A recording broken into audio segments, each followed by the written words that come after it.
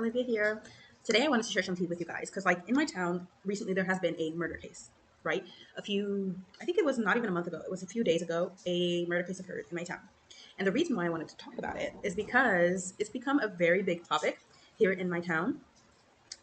So I wanted to sort of share it so that you guys can give me an opinion about this because it's very crazy. Not the case, but like the public's reaction. And I just think it goes to say of how strange the mindset of the people in my town are, but I digress. So here's what happened. Oh, quick disclaimer. I do not personally know any of the involved. Okay. I do not know any of them, but my mother knew, if I'm not mistaken, the person that died, though she wasn't really close with him, but she knew who he was.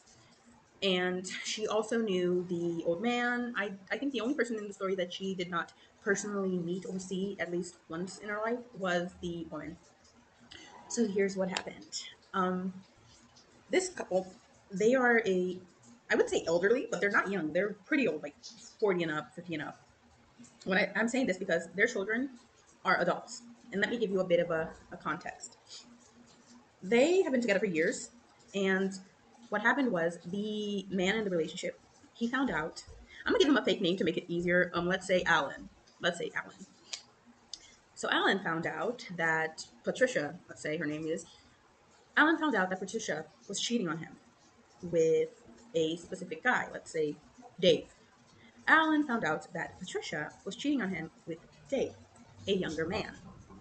So what Alan did was he warned both of them. He told Patricia, if I catch you with him again, if you cheat on me again, I'ma kill you. Okay, he warned her. And he did the same, if I'm not mistaken. From what I heard, he did the exact same thing for the guy. He told the guy, look, if you have a fling or if you do anything with my wife again, I'ma kill you. So they were warned. And he was not hiding it at all. He told other people as well that, like, if she cheats on me again with this specific guy, I'm going to kill them. This was common knowledge in the town. So what happened was, a few days back, Dave and Patricia, they did the dirty again. And they were caught. And somebody snitched because there's no way this old man telepathically knew that this woman was cheating on him. So I believe, and a lot of people believe, that somebody snitched. Somebody was like, yo, he at your home. But what's important is that, what's the name? Alan sort of hurried back home when the adulterous couple saw him. Both tried to escape. Both of them got into their cars respectively. When Patricia got into her car, Dave got into his, trying to get away from the old man, Alan. Alan popped out a gun, a 38 to be exact.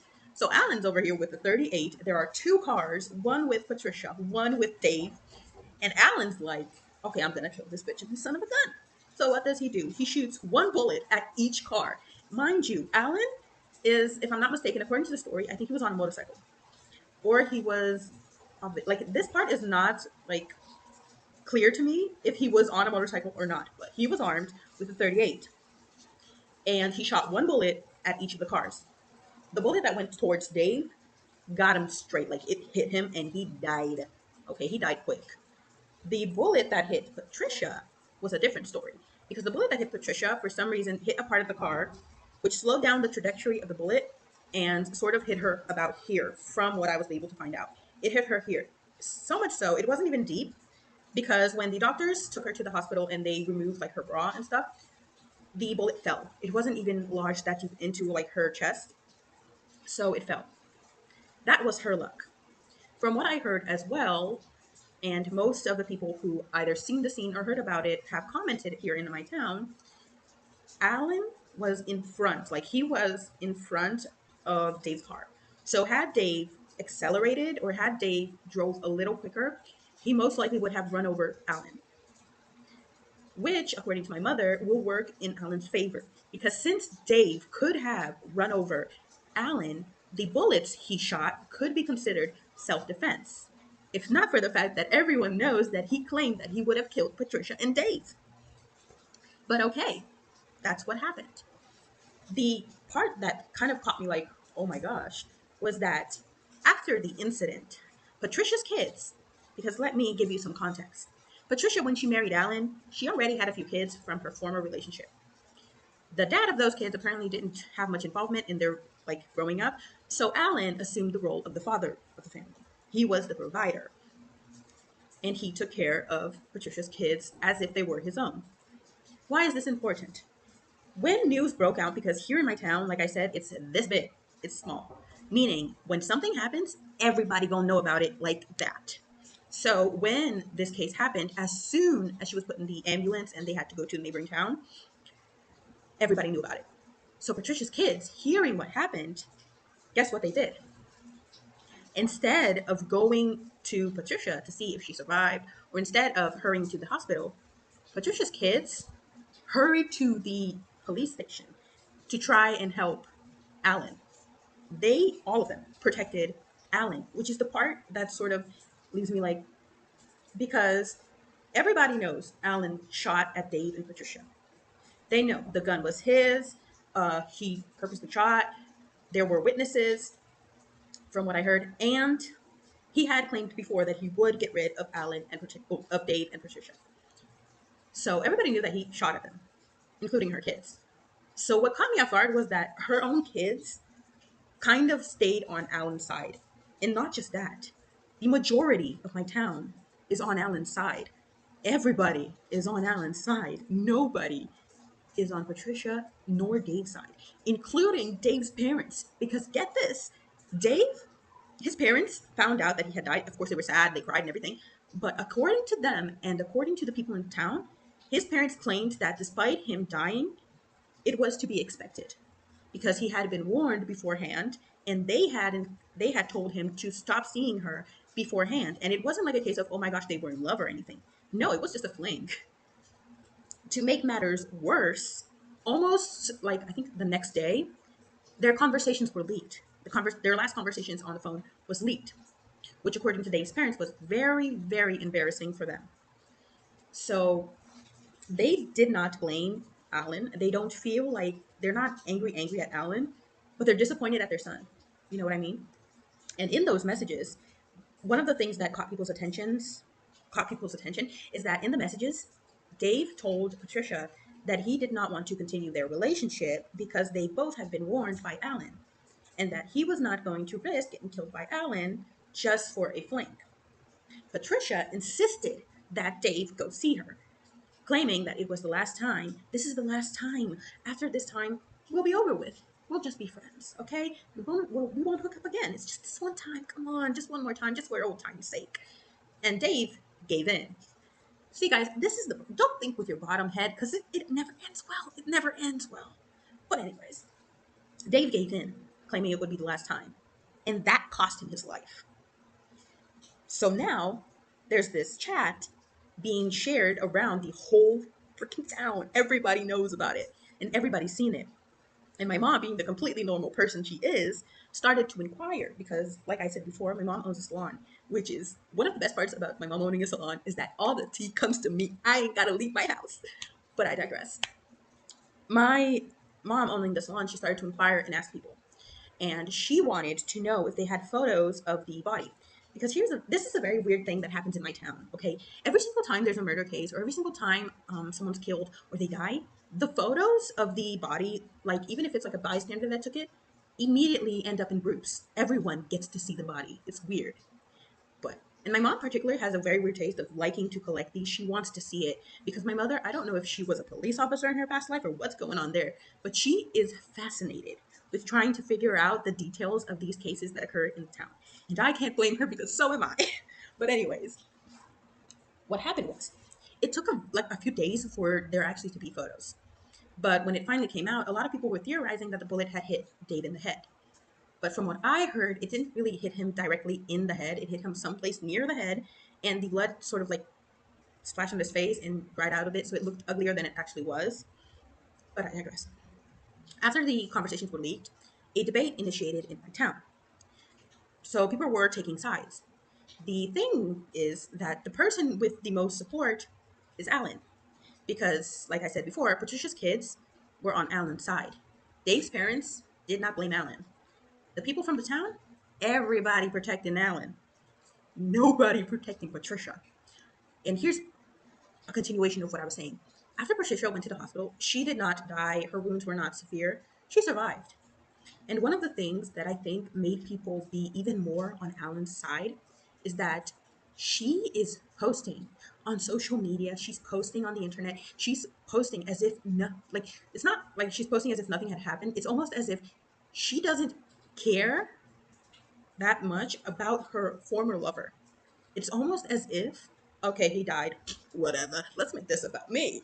You know what I mean? And it's weird, and it kind of made me feel bad for Dave because I was like, "Yo, Dave, you died for nothing, man. Ain't nobody protecting you, man."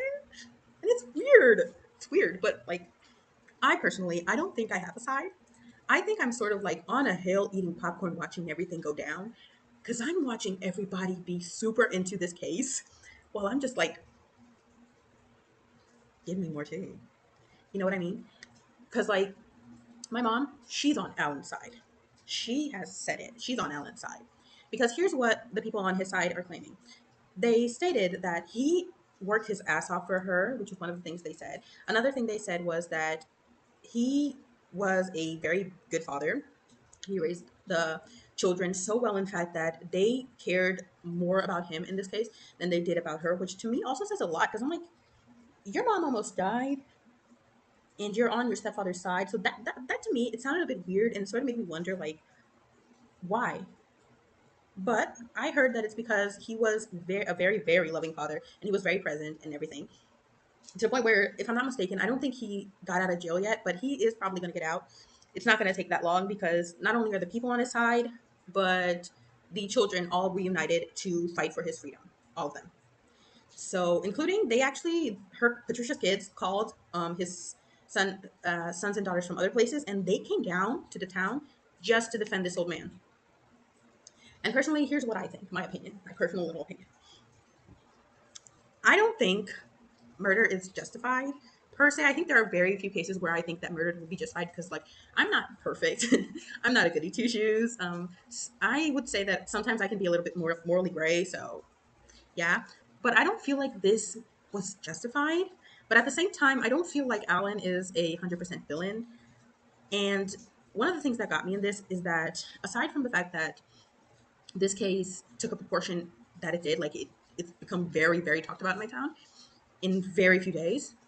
But what caught me is like, had this been the opposite, had this been a woman who murdered her husband, I feel like the reaction would be worse. You know what I mean? And I feel like that slightly bugs me, but at the same time, I can understand why people are mostly on his side because the blatant disregard and lack of guilt that this woman has shown for the life that was lost is unbelievable. Like, it's ridiculous. It's completely ridiculous.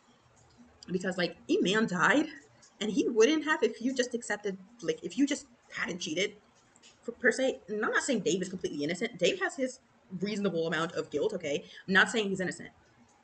But both of them were guilty in a way. Actually, all three of them are guilty in a way. I'm not even going to say just both, but all three of them are guilty in a way. But, like, I feel that this circumstance could have been avoided, you know? And I feel like, despite all of them being wrong, I don't understand how she can not feel guilty, you know? Because I'd feel hella guilty, especially due to the fact that in the messages, it was blatantly obvious that he was like giving up on the relationship. He was like, I'm not gonna stay here. I know that this is bad news. I know this is gonna happen. Like, you know, we over. Like, this ain't happening no more. And she's like, oh no, just one more time, just one more time. Come on, just one more time. You know what I mean?